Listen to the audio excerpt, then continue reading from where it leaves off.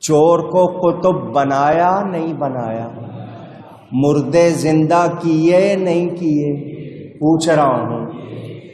نہیں، آپ نے دین کو زندہ کیا۔ کس کو؟ اس وقت کے حالات، اگر کسی کو شوق ہو، جب غوث پاک بغداد میں آئے اس وقت کے حالات پڑھو۔ مصر میں کیا حال تھا، دوسری اسلامی ریاستوں میں کیا حال تھا، لوگ کتنے بگڑ گئے تھے۔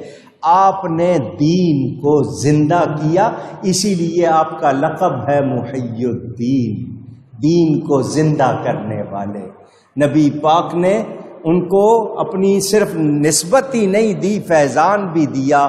اللہ کا اتنا کرم ہوا کہ حضرت غوث پاک رضی اللہ تعالی عنہ ولیوں کے بھی سردار ہیں اور ہر مومن کے لیے محسن کا درجہ رکھتے ہیں۔ کون سا درجہ؟ اونچی کہیے گا۔ فرماتے ہیں حکم نافذ تیرا، خامہ تیرا، سیف تیری، دم میں جو چاہے کرے، دور ہے شاہ تیرا۔ نافذ کا مطلب جاری، خامہ قلم کو کہتے ہیں، سیف تلوار کو کہتے ہیں، دم میں کیا مطلب اسی وقت دور زمانے کو کہتے ہیں۔ اے غوث پاک تیرا ہی حکم جاری ہے، تیرا ہی قلم چلتا ہے، تلوار تیری ہی کام کرتی ہے، ایک دم میں جو چاہے کر سکتے ہیں، کیونکہ آپ کا دور ہے۔ جب تک امام مہدی نہیں آتے ولایت پر آپ کا قبضہ ہے۔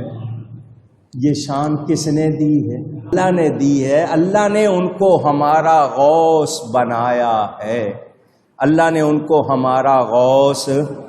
اب اعلیٰ حضرت ایک خواہش بھی کر رہے ہیں، دل پہ کندھا دل پہ کندھا ہو تیرا نام کے وہ دزد رجیم، الٹے ہی پاؤں پھرے دیکھ کے تغرا تیرا۔ کیا پیاری بات کی ہے۔ اے کاش اے غوث پاک آپ کا نام میرے دل پر نقش کر دیا جائے، لکھ دیا جائے، تاکہ شیطان لعین آپ کی شاہی مہر دیکھ کر فوراً دور چلا جائے اور میں شیطان کے شر سے ہمیشہ کے لیے محفوظ ہو جاؤں۔ یہ جو آپ بیج لگا لیتے ہو نالین شریف کا، لبیک یا رسول اللہ کا، ادب کرنا اس کا، یہ معمولی چیز نہیں ہے۔ دوسرے دور سے ہی دیکھ کے پہچان لیتے ہیں کون ہے۔ تو اعلیٰ حضرت بھی یہی تمنا کر رہے ہیں کہ حضور آپ کا نام دل پہ لکھا جائے، تاکہ شیطان اور اس کے چیلے دور سے ہی دیکھ کے